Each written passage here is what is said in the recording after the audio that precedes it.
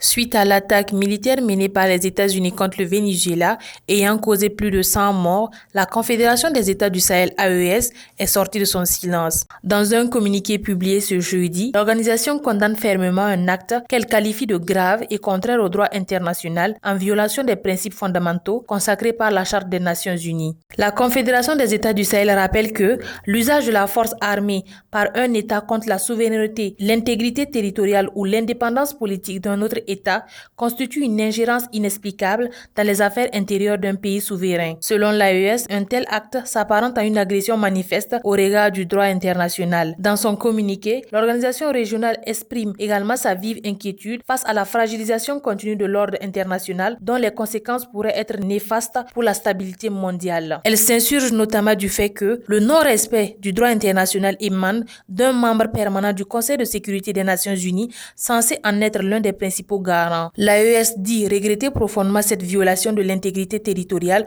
d'un État souverain. En conséquence, la Confédération des États du Sahel interpelle le Conseil de sécurité des Nations Unies auquel incombe la responsabilité principale du maintien de la paix et de la sécurité internationale. Elle l'exhorte à assumer pleinement sa mission en condamnant clairement l'action militaire américaine et en œuvrant au rétablissement de la légalité internationale. Enfin, les États membres de l'AES expriment leur solidarité au peuple vénézuélien dont la souveraineté a été bafouée par cet acte d'agression qui ne doit pas rester impuni.